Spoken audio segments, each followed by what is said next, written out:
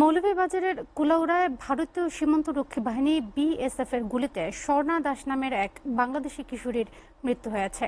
পরে বিএসএফ তার মরদেহ নিয়ে গেছে বলে জানা গেছে। গতকাল সন্ধ্যার দিকে বর্ডার গার্ড বাংলাদেশ বিজেপির একটি দল নিহতের বাড়িতে গেলে খবরটি এলাকায় জানাজানি হয়। নিহত স্বর্ণা জুড়ি উপজেলার পশ্চিম জুড়ি ইউনিয়নের কালনিগড় গ্রামের বাসিন্দা পরেন্দ্র দাসের মেয়ে। সে অষ্টম শ্রেণীতে পড়ত। স্বর্ণার বাবা জানান, তাদের এক ছেলে ভারতের ত্রিপুরায় থাকেন। ছেলেকে দেখতে তার স্ত্রী সঞ্জিতা ছোট মেয়ে স্বর্ণাকে সঙ্গে নিয়ে রোববার রাতে লালার চরক সীমান্ত দিয়ে ভারতে যাওয়ার চেষ্টা করে। এই সময় তাদের সঙ্গে চট্টগ্রামের এক দম্পতিও ছিলেন। রাত ৯টার দিকে ভারতের কাটা তারের বেড়ার কাছে পৌঁছালে বিএসএফ তাদের লক্ষ্য করে এলোপাতাড়ি গুলি চালায়। এতে স্বর্ণা ঘটনাস্থলে মারা যায়। তার সঙ্গে থাকা নবদম্পতিও আহত হন। গুলি থামার পর সঞ্জিতা সহ বাকিরা লালকচর গ্রামের একটি বাড়িতে ঢুকে আশ্রয় নেয়। পরে আহত দম্পতিকে চিকিৎসার জন্য সিলেট উসমানী মেডিকেলে পাঠানো হয়।